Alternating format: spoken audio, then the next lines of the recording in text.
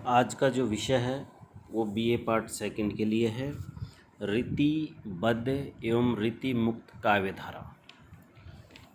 हम इसमें ये देखेंगे कि रीतिकालीन जो काव्यधाराएँ हैं या रीतिकाल का जो समय है उसमें जो जो काव्यधारा है रीतिबद्ध और रीति मुक्त, इन दोनों में क्या समानताएं हैं और क्या असमानताएं हैं, तो इस पर हम देखते हैं। देखिए, रीतिकाल का जो समय था वो संवत 1700 से 1900 तक का समय था, मध्यकालीन भारत का समय था। उस समय हमारा देश अंग्रेज़ों का ग़ुलाम था। देशी शासक अलग अलग टुकड़ों में, अलग अलग भागों में छोटी छोटी रियासतों के मालिक थे और प्रजा के प्रति उत्तरदायी नहीं थे। तो ऐसी स्थिति में वो पूरी तरह से ऐशो आराम से रहते थे, विलासिता का जीवन जीते थे और उनके दरबारों में उस समय के तत्कालीन जो कवि थे वो दरबारी कवि हुआ करते थे। तो उन दरबारी कवियों ने जो दरबार के अंदर देखा या उस समय का जो समाज था उनकी जो व्यवस्थाएं थी उसको उन्होंने देखा और उसी को साहित्य के अंतर उतार दिया। तो रीतिकाल में 3 प्रकार की काव्यधाराएं चलती हैं: रीतिबद्ध काव्यधारा, रीतिमुक्त काव्यधारा और रीतिसिद्ध काव्यधारा। तो रीतिबद्ध काव्यधारा जो है वो एक ऐसी काव्यधारा है जिसमें जो रीतिबद्ध काव्यधारा के कवि थे उन्होंने रीतिकाल की जो बंधी बंधाई परिपाटी थी उस पर चलते हुए लक्षण एवं लक्ष्य ग्रंथ लिखे, इसलिए वो रीतिबद्ध के कवि कहलाए, क्योंकि उन्होंने रीति के बंधन को स्वीकार किया और उस रीति के बंधन के अनुसार ही उन्होंने अपने काव्य को लिखा है।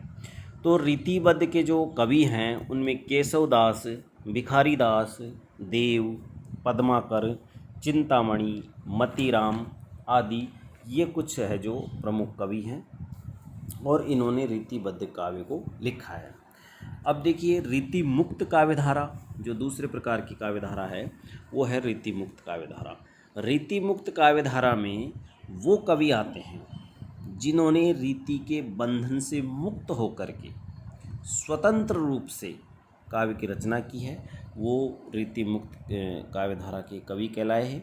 और रीति मुक्त काव्यधारा के जो कवि हैं उनमें घनानंद है, आलम है, बोधा, द्विजदेव ठाकुर, ये इत्यादि रीति मुक्त काव्यधारा के कवि कहलाते हैं। अब देखिए, रीति मुक्त और रीतिबद्ध काव्यधाराओं में जो प्रमुख अंतर है वो पहला अंतर तो यही है कि उन्होंने रीतिकाल की जो परिपाटी थी उस परिपाटी के अनुसार या उसकी जो परिपाटी का जो बंधन था उसके अनुसार जिन्होंने काव्य की रचना की है वो तो रीतिबद्ध कवि कहलाए, और जिन्होंने उस काव्यधारा से मुक्त होकर के जो काव्यों की रचना की है वो रीति मुक्त कवि कहलाए। रीतिबद्ध काव्य और रीति मुक्त काव्यधारा ये यद्यपि रीतिकालीन काव्य हैं दोनों ही, लेकिन फिर भी अध्ययन की दृष्टि से इन दोनों में कुछ समानताएं भी मिलती हैं तो कुछ इन दोनों में विभिन्नताएं भी हैं। तो देखिए, सर्वप्रथम हम देखते हैं कि इन दोनों काव्यधाराओं में समानताएं क्या है। तो दोनों ही प्रकार के जो कवि थे वो रीतिकाल की परंपरा से चली आ रही एक परिपुष्ट काव्य पद्धति से एक तरह से दोनों ही अभिहित थे या उसके अंतर्गत थे। दूसरा है कि दोनों ही जो काव्यधाराएं हैं, रीतिबद्ध और रीतिमुक्त काव्यधाराएं हैं, वो दोनों की दोनों ही सामंतीय वातावरण में एक तरह से पली पोसी बड़ी हुई और इसी में ये फलीभूत हुई। तीसरी जो प्रमुख समानता है इन दोनों में वो यह है कि दोनों ही काव्यधारा के जो कवि हैं उन्होंने नायिका भेद, विलास, इनकी विविध अवस्थाओं का व स्थानों का इन्होंने चित्रण किया है और नक्सिक वर्णन और ऋतु वर्णन भी दोनों ही काव्यधारा के कवियों ने अपने काव्य में किया है। ये भी इन दोनों में समानता देखने को मिलती है। इसके अतिरिक्त रीति मुक्त और रीतिबद्ध काव्यधारा जो काव्य पद्धति है उसमें समान छंदों का प्रयोग इन दोनों ने ही किया है। ये भी एक समानता इनमें देखने को मिलती है। एक और जो अन्य समानता है वो है कि रीतिमुक्त और रीतिबद्ध काव्यधारा के जो दोनों कवि हैं उन्होंने कृष्ण और राधा और गोपियाँ इनको अपने काव्य का माध्यम बनाया है। अर्थात इनकी कविताओं में कृष्ण, राधा और गोपियाँ ये इनके चरित्र हैं या इनको इन्होंने माध्यम बना करके अपने काव्य की रचना की है। अगली एक प्रमुख जो समानता है वो ये है कि दोनों ही प्रकार की काव्य धाराओं में चमत्कार प्रदर्शन की प्रवृत्ति रही है, या यूँ कह सकते हैं कि चमत्कार प्रदर्शन की प्रवृत्ति रीतिमुक्त कवियों में भी देखने को मिलती है, तो रीतिबद्ध कवियों में तो पूरी तरह से ही ये देखने को मिलती है। तो इस प्रकार ये कुछ समानताएं हैं जो दोनों ही काव्यधारा के अंतर्गत मिलती हैं। इन सभी समानताओं के होने के बावजूद इनमें कुछ असमानताएं भी थी। तो उनमें से एक है प्रमुख कि रीतिमुक्त जो कवि थे उनका भाव पक्ष बड़ा सुंदर था, और जो रीतिबद्ध कवि थे उनका कला पक्ष सुंदर था। ये एक इन दोनों में असमानता है कि रीतिमुक्त कवियों का भाव पक्ष बहुत सुंदर था, उन्होंने भाव पक्ष पे अधिक जोर दिया है, और जो रीतिबद्ध कवि थे उन्होंने कला पक्ष के ऊपर अधिक जोर दिया है, उसको सुंदर बनाने का प्रयास किया है, उसमें अपनी एक कलात्मकता का ये जो पांडित्य प्रदर्शन है वो उन्होंने किया है।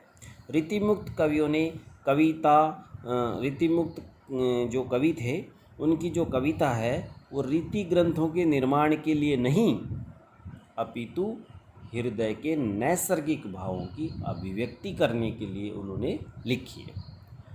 अर्थात जो रीतिमुक्त कवि है उन्होंने मुक्त स्वर में एक तरह से रीति काल की परिपाटी से मुक्त होकर के और हृदय के जो मूल नैसर्गिक जो भाव थे उनको है जो कविता में व्यक्त किया है, और रीति ग्रंथों के निर्माण की ओर उन्होंने ध्यान नहीं दिया है। जबकि रीतिबद्ध जो कवि थे उन कवियों ने मात्र रीति ग्रंथों का निर्माण किया है। उनका जो उद्देश्य था वो पांडित्य प्रदर्शन था, रीति ग्रंथों का एक तरह से निर्माण करना था, अपनी कला का अधिक से अधिक प्रदर्शन करना था। इसके अलावा एक अन्य जो असमानता है वो यह है कि रीतिमुक्त काव्य धारा में भावना सहज रूप में मिलती है, रस की धारा सहज रूप में मिलती है, और उसका जो प्रभाव है वो बड़ा सरल है और सौम्य है, उन्मुक्त प्रभाव है।